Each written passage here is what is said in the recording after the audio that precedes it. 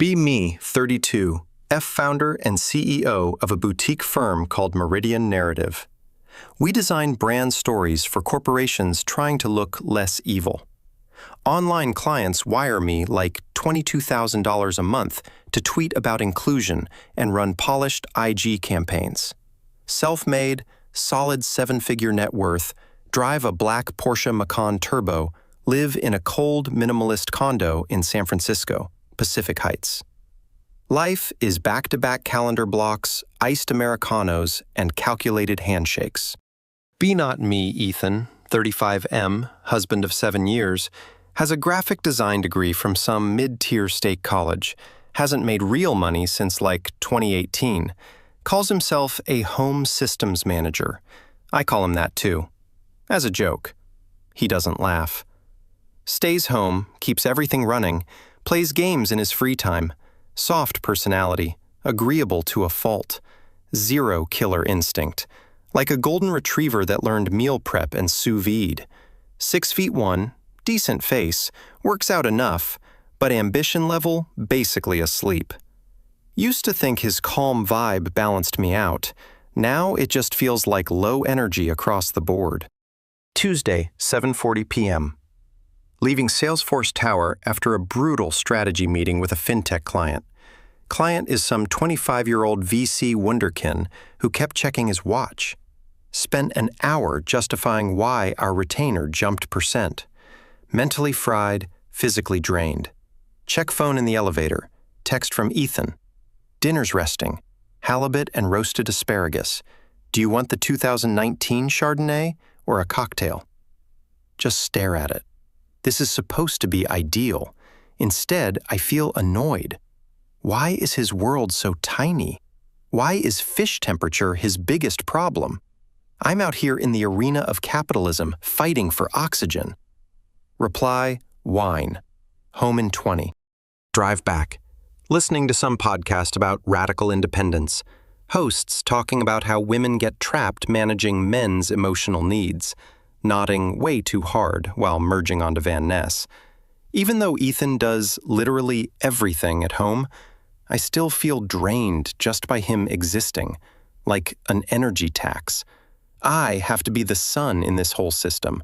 I bring the money, the stories, the status. He just absorbs.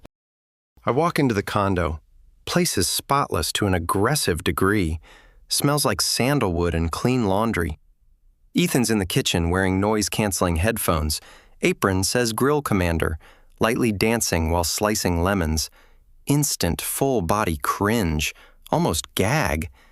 He notices me, pulls off headphones, big, goofy grin. Hey, welcome back. How'd it go?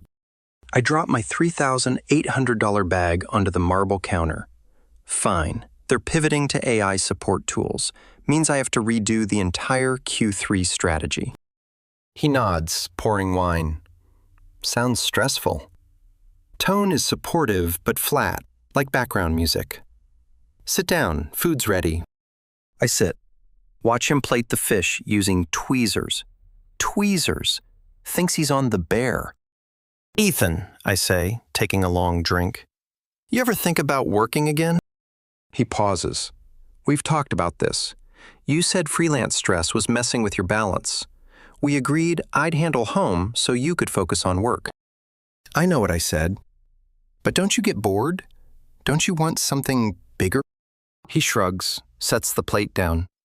I made this. I built that shelf in the hallway last week. I'm good, Claire. You good? Look at the perfectly cooked fish. Look at his calm face. I feel miserable. Not because something's missing, but because of what I'm attached to. I'm a shark sharing space with a manatee. Wednesday, 10 a.m. Office Slack message from my ops director, Megan. Urgent strategy sync, blue bottle. Now Megan is basically my work spouse. 2 divorces, permanently irritated, drives a Mercedes-Benz G-Class, calls herself a battle-tested empath. We sit down with overpriced coffee. She looks at me over her oat latte. You feel off. Not physically, energetically heavy. It's him, right? I sigh, staring out at tents lining the street. I think I've outgrown the structure of my marriage. He's fine, nice even, but he's not evolving with me. You're a high-growth asset, Megan says, tapping the table. He's legacy code. You can't run modern systems on outdated hardware. That hits. Corporate language is the only way I process feelings anymore. But logistics, I say. He does everything. Cleaning, cooking, errands, the dog. So outsource it. She waves it off. You make what, $700,000? Hire staff, chef, cleaner, assistant. You're a CEO. Stop keeping someone around just because firing them feels bad. Employee, I repeat quietly. That's what this is. Marriage is a contract, and he's underperforming on the power couple metric. Spend the next few days auditing my life. Build a spreadsheet. Columns for value add, cost, replacement options. Ethan's contributions. Domestic work, fully replaceable. Emotional support, low, sometimes irritating. Intimacy, maybe twice a month. Average his cost. Food, clothes, gadgets, trips, plus half my mental bandwidth, plus opportunity cost of not dating someone high status. Numbers are clear. This investment is negative return. Needs restructuring. Friday night, decision time. Handle it clean. No yelling, no mess. Book a quiet, neutral restaurant in Noe Valley. Tell Ethan it's a relationship check-in dinner. He shows up wearing a blazer I bought him 4 years ago. He shows up looking weirdly optimistic. Probably thinks I'm about to pitch a couple's trip to Tulum. We sit. I order a bottle of Sancerre. Immediately need something crisp for what I'm about to do. Wait until appetizers hit the table before switching tone. Ethan, I want to talk about where this is going. He freezes mid-butter spread. Okay, you've got that look you get when a client hates your design deck. This is bigger than a font issue. I lace my fingers together like I'm in a boardroom. I've been doing a lot of internal work, and I think we're operating on completely different wavelengths. Wavelengths, he repeats slowly. Yes, I'm in a high-growth phase right now. I need someone who pushes me, someone who brings in external value, socially and financially. You're static. He blinks at me like I just spoke another language. So I'm boring. I'm saying you're comfortable, and comfort kills momentum. I think we need to end this partnership. Silence drops like a curtain. Restaurant noise fades into nothing. He studies my face carefully. You want a divorce. I want a restructuring. Divorce sounds messy. I want us to consciously uncouple. I already outlined some terms. I slide a clean envelope across the table. Feel like Logan Roy making a power move. What is this? He doesn't touch it. A transition plan. I'll cover a rental for 6 months. You'll get a $6,000 monthly stipend while you rebuild your portfolio. Keep your car. It's just a 2020 Civic. I don't need it. We split accounts starting today. He lets out this dry, hollow laugh. A transition plan? Like I'm some junior employee getting cut. It's generous, Ethan. Most people just get kicked out. I'm giving you a runway. He finally picks up the envelope, weighs it in his hand. You really think money wraps everything up neatly? Money proves I'm serious. He stands up, barely touched his food. All right, if you want me out, I'm out. I'm not staying somewhere I'm treated like a budget item. Good. I exhale. I knew you'd handle this logically. I'll be gone by Sunday. He walks out without looking back. I sit there and finish the Bronzino. Alone. Check my Apple Watch. Heart rate steady at 70. Completely calm. Ice cold. I feel free. Sunday morning. He packs his stuff. Closes PC setup, his knives, his PlayStation 5. Leaves everything else. Furniture, art, all the aesthetic pieces. Place looks like a design catalog. I stand in the middle of the living room. Quiet, clean, expensive silence. Order Thai food. Eat straight out of the container, watching trash TV. No one asking if I want to go outside. This is perfect. Text Megan. Asset liquidated. I'm single. She sends a gif of Beyoncé walking away from an explosion. I feel unstoppable. Week 3. Things start slipping. I hired cleaners. They come Tuesdays. By Thursday, the place looks wrecked. I didn't realize how much constant upkeep he did. Wiping counters, instantly picking up dust, fixing cushions. Now there are coffee stains everywhere. Sink full of dishes, starting to smell. I run out of clean underwear. Go to the laundry room. Stare at the Miele washer he insisted on buying. Touchscreen with weird options. Delicate, synthetics, proofing. What even is proofing? I dump everything in and hit start. Come back later. Machine screaming. Error code F22. My silk tops are tiny now. Cashmere sweater turned into felt. I yell at the machine and kick it. Stub my toe. Order $300 worth of basics on Amazon. Problem technically solved, just expensive. Food situation collapses without his cooked meals. I'm living on DoorDash and Sweetgreen, but Sweetgreen closes early. I work late, so it's mostly Domino's and cold leftovers. Feel bloated constantly. Skin breaking out, dark circles under my eyes. Makeup looks off. He used to make me collagen smoothies every morning. Now it's burnt black coffee. Espresso machine blinking at me for over a week. No idea how to fix it. I just switched to Starbucks. Trash bags pile up by the door. I keep missing pickup day. Dating. Decide to re-enter the market. Download Raya. Match with Julian, 37, AI startup founder. Bio says, stoic biohacker. Building the future. Perfect on paper. Meet at some speakeasy in the Mission. He's wearing a $400 t-shirt that looks destroyed. 45 minutes of him talking non-stop. Yeah, I wake up at 4 o'clock, meditate, cold plunge, optimize nutrients. I try to talk about my agency. He cuts me off mid-sentence. Marketing is cute, but LLMs are going to kill brand narrative in like half a year. Basically tells me my entire industry is obsolete. Cool, thanks.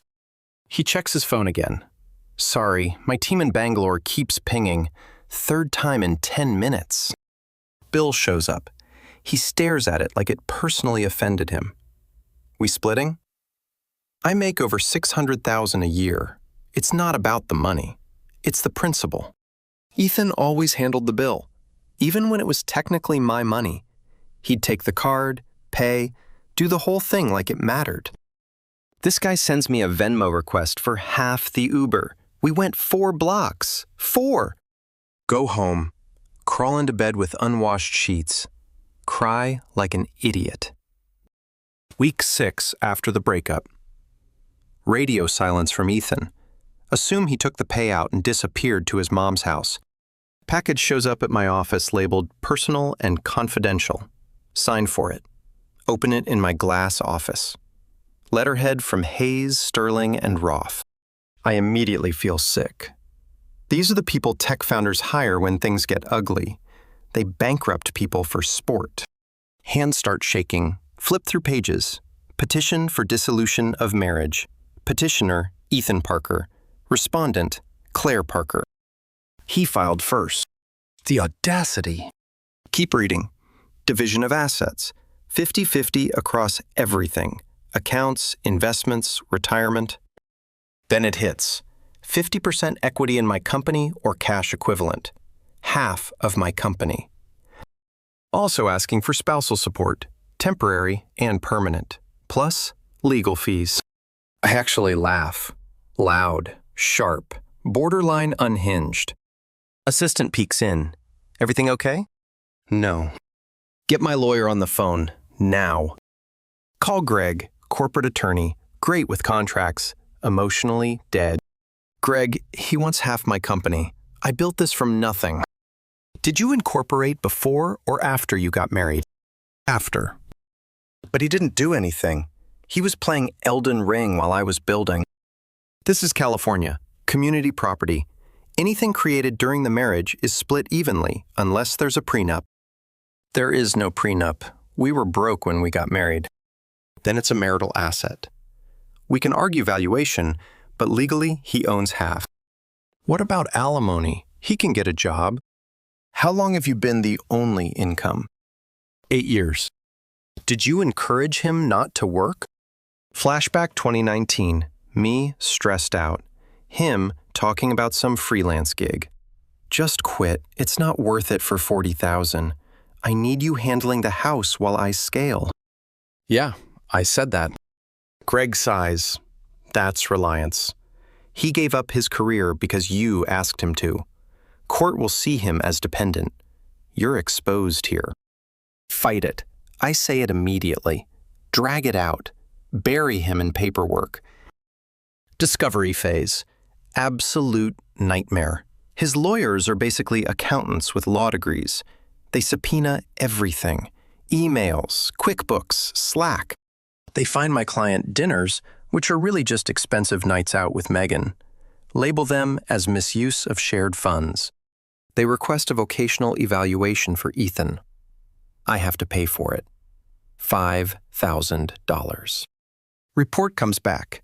He's been out of the workforce almost a decade. Skills outdated. Needs 2 to 4 years retraining. Entry-level prospects. Entry-level. He's mid-30s. Meanwhile, my life starts falling apart. I miss deadlines digging up old tax returns, show up to meetings looking wrecked, lose my biggest client, accidentally reply, "You blood-sucking leech," to him. Meant to send that to my lawyer about Ethan. Revenue drops hard, like 20%. Deposition day. Sit across from Ethan and his attorney.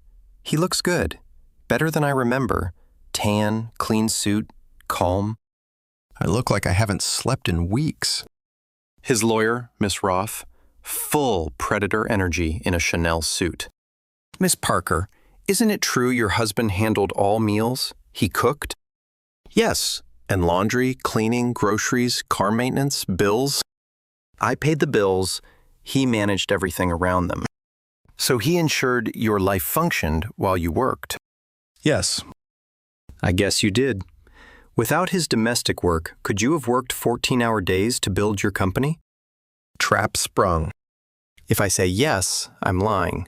If I say no, I admit he helped build it. He contributed. I force out through my teeth. Thank you, Ms. Roth says smoothly. Let's move to travel expenses. Mediation goes nowhere. I offer $250,000 lump sum just to end it. Ms. Roth smiles like she smells blood. Valuation comes back. Company worth $4.2 million. His share, $2.1 million, plus lifestyle calculations. You average $20,000 a month spending. He's entitled to maintain that. That's my income. I snap. It was shared income, Ethan says calmly. I backed you when we had nothing. I believed in you. Now you want to cut me loose with a coupon? I want you to act like a man. I fire back. Mediator calls timeout. We're done here. Trial. Family Court, Department 4. Judge Harrison, older guy. I assume he'll hate a stay-at-home husband. I walk in wearing a sharp red power suit. Ethan in navy, hands folded, plain humble. My lawyer goes in hard. Your Honor, this man wasted years playing video games. No financial contribution. Ethan's side calls witnesses. My own mom takes the stand. Mom, seriously? She shrugs. Laura works hard, but she's difficult. Ethan did everything. She doesn't even know how to shop for groceries. Feels like a knife. They show photos. Apartment when Ethan lived there. Spotless. Then photos from last week. Pizza boxes everywhere. Clutter. Chaos. Ms. Roth steps forward. Mr. Parker wasn't lazy. He was the operations manager of the household. Then the financial expert breaks it down. First-class flights, 5-star hotels, fine dining. This is the marital standard. My lawyer pivots. Your Honor, Should a successful woman be punished for earning more? Should she support a capable adult man? Judge leans forward. Court has heard enough. In California, the law is gender neutral. Provider is based on ability, not gender. You chose for him to manage the home. You benefited from that for years. You don't get to claim it had no value. Marriage length, 8 years, 9 months. Standard support would be half. I calculate fast, about 4 years. I can survive that. Then he flips a page. Given the earning gap and total dependence created, court considers this long-term in effect. Support ordered, $11,500 per month until death, remarriage, or further order. Indefinite. My stomach drops. Also, equalization payment of $2.1 million over 5 years, 10% interest, plus $112,000 in legal fees. Gavel hits. It's over. I walk out of the courthouse in a daze. Sun feels too bright. Net worth cut in half instantly. Cash flow bleeding out. See Ethan outside hugging his mom. He looks lighter. Not smug, just free. I walk up to him. Can't stop myself. Are you happy? You ruined me. He looks at me. Same soft expression. I didn't ruin you. This just leveled things. You're a parasite, I snap. No, I was your partner. You just forgot what that meant. He turns to leave. What are you even going to do with all that money, I ask. Moving to Santa Cruz. Learn to surf. Maybe volunteer. Finally finish all those games I never had time for. You're pathetic. Maybe, he shrugs. But I'm retired at 36, thanks to you. 1 year later. I had to sell the condo. Couldn't keep up with mortgage plus payments. Now in a smaller luxury studio in Oakland. It's loud. Company struggling, can't hire properly, cash constantly going out to him. Drive a leased Toyota Prius now.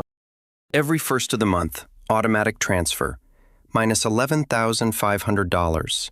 Note says rent/fun. I check his Instagram. Sometimes he's in Costa Rica now, tan, holding a surfboard, looks healthy next to some girl, yoga type, no makeup, smiling. Caption, Pura Vida, grateful for abundance. Abundance. My money. I'm in my studio eating cold pad thai. Zoom call in 10 minutes. Client wants to cut budget. Laundry pile in the corner. Haven't folded anything in months. My girl boss mug has dried coffee stains. I scroll social media. Some influencer posts. Never settle for a man who brings less. I type a reply. Being the provider is a trap. Pause. Delete. It can't damage the brand. Turn on ring light. Put on the smile. Log into the call. Hey everyone, excited to align today. My face when I shattered the ceiling just to fund my ex's surf lessons. My face when the long game played me. Me. My face when equality feels like losing when you're the one paying.